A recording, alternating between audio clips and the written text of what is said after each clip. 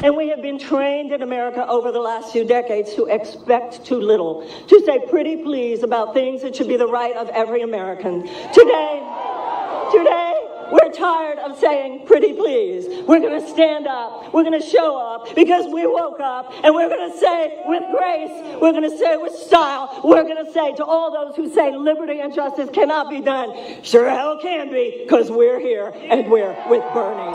Best-selling author and former 2020 candidate Marianne Williamson backed Bernie Sanders, making her official endorsement announcement at a rally in Austin, Texas, in front of 12,000 people.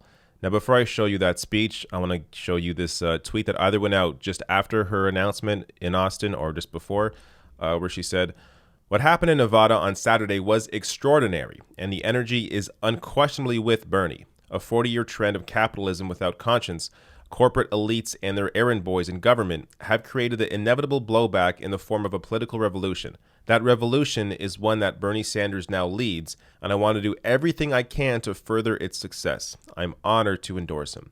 Marianne Williamson." So I'm going to show you this full speech. I don't normally do this. I usually show clips or highlights, but this speech is so damn good, and it's 6.5 minutes, so it's a quick watch. Totally worth it. I'll also link to just the speech as well below the video under sources. So if you just want to share her speech around, you can do that as well. But check this speech out. And I'll also discuss why this endorsement, I think, matters more than people realize. Watch. She is Marianne Williamson.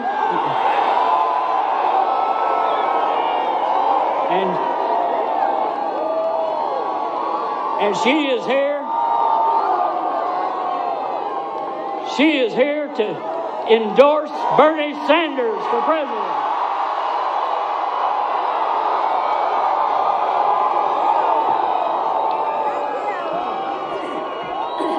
Thank you. Thank you. I love you too. Thank you.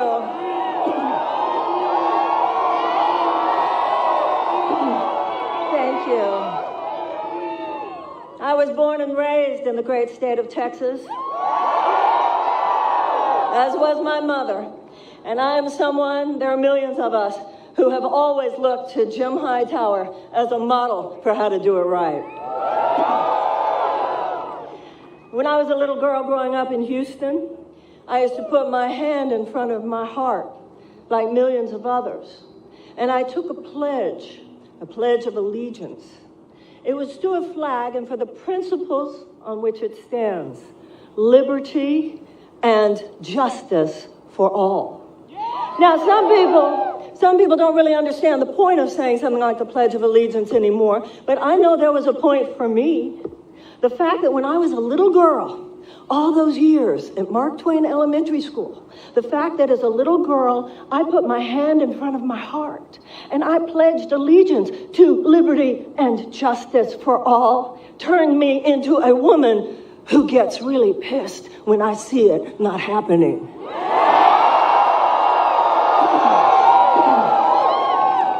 And I'll tell you what else I learned in those public schools in Houston, Texas. I learned my history. I learned that there were other generations just like this one for whom it was time to take a stand. The abolitionists saw liberty and justice not happening, and they stood. And the women suffragettes saw liberty and justice not happening, and they stood.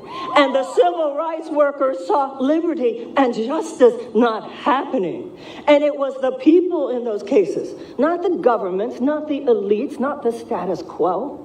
It was the people who rose up and the people who woke up and the people who stepped in. And now it is our turn.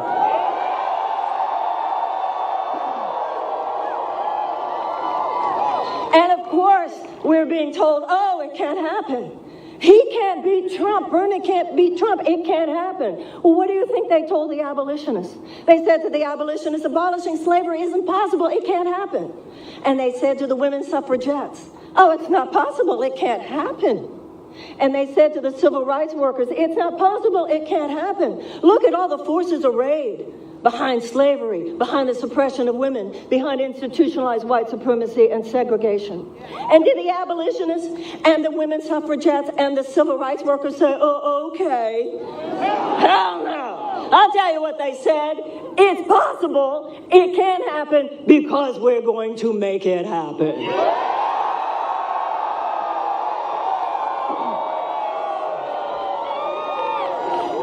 I'll tell you what's already happened to those who say it cannot happen. You just tell them this. It already happened. He won Iowa. It already happened. He won New Hampshire. It already happened. He won Nevada. And by doing all those things, Bernie Sanders has taken a stand. And Bernie Sanders has been taking a stand for a very long time. He has been consistent. He has been convicted.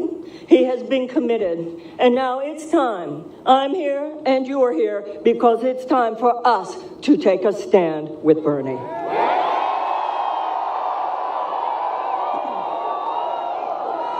It's our turn now. Just as it was the abolitionists' turn, and just as it was the suffragettes' turn, just as it was the civil rights workers' turn, just as it is the turn of those who stand at Standing Rock, just as it is the turn of all those who are standing today. Today, we're not saying to forces of slavery, we're not saying to forces of suppression of women, we're not saying to forces of segregation, but we are saying to the forces, whatever those corporate aristocratic forces are, that would mitigate against liberty and justice for all, whether it is the prison industrial complex, whether it is the military industrial complex, whether it is the pharmaceutical complex, and whether it is the campaign media industrial complex.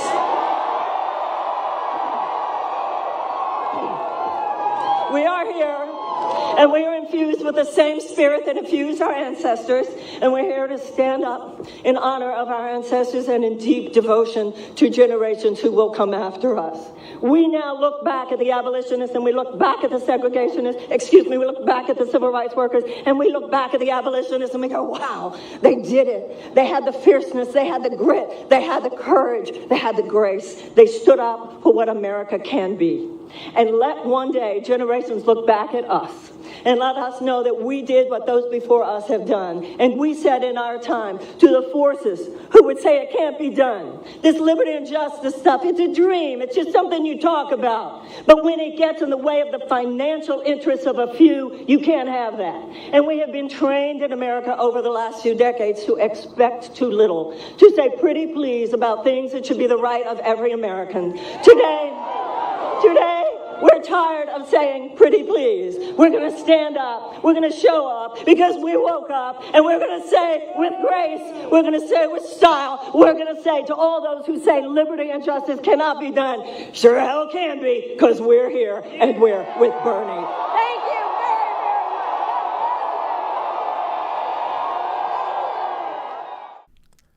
I love this speech. It's motivating. It's historical. Marianne Williamson, I think, brings a different element than a lot of the support that you've seen for Bernie Sanders so far. So the Marianne Williamson audience, I would say generally, isn't all that into electoral politics. So just to give you a few examples, these are anecdotal, but I think this is a representation of her audience at large. I had several friends and family messaged me when Marianne Williamson announced her run for president to ask me what I thought of her as a candidate. People that would never talk about American politics ever, messaging me about Marianne Williamson. What she's able to do is bring an audience into this race, into backing Bernie Sanders, that generally would not be following this at all and may not follow the race if it weren't for Marianne until the general election, if at all. So this is like endorsements like this, I think, matter more than endorsements from congressmen, for example, because this brings an audience that generally would not be paying attention to Bernie Sanders or this race. And the way she does it here is just so perfect. She talks about the various struggles throughout history, how people said, there's no way you can get this through, and they got it done. When progress seemed impossible, they got it done because they took a stand and they got it done. And it's the exact same thing now with Bernie Sanders. The media is saying, oh, Bernie can't possibly win. Oh, he's going to lose to Trump. First of all, how many times do I have to dispel that myth? Bernie brings out independents, working class people, typical non-voters, young people, the base you need to be able to come out to actually defeat Donald Trump. The people that did not vote in 2016, Bernie brings those people out, in addition to Bernie bringing out the people that are going to vote blue no matter who because they want to get rid of Donald Trump. So Bernie Sanders is the most electable candidate. But what Marianne Williamson does here is also bring in a piece of the audience that maybe were not connected before, and now they are in this, and now they are potentially in this fight with Bernie, and because of Marianne Williamson highlighting how important this fight is. So, I mean, it's hard to really quantify how much of an impact this will have, and if we even need this sort of audience to come out and back Bernie Sanders. But it definitely doesn't hurt, and it definitely is more powerful and more important than your average congressperson coming out and endorsing Bernie Sanders. So, look, I haven't seen the media discuss this endorsement enough, and I really think they don't really understand what this means. When you have people that aren't generally into politics, or you wouldn't consider to be connected to politics, endorsing Bernie Sanders, it brings different audiences in. That's how you grow the movement. That's how you actually create a movement, a diverse movement of people from all walks of life, all different backgrounds, all different views, bringing them into the discussion to fight for universal health care, fight for free public education, fight for canceling student debt, fight for ending poverty. I mean, go on and on and on and on. Bringing people into the discussion that actually care to make progress and get things done and help out the country at large and the world at large. So this endorsement absolutely matters. Don't let anyone tell you otherwise. This absolutely does matter. And this speech, again, I've seen it like 4 different times now because I enjoy it that much. Share this around, especially with people in your life that may be readers of Marianne Williamson, may like her, or even people that may not be all that into politics, but are able to connect with the message that she gave there, connecting it to history, connecting to this fight. I mean, again, share this around. I think it's important that people hear what Marianne Williamson had to say here, because I think people will be able to connect with this on many different levels.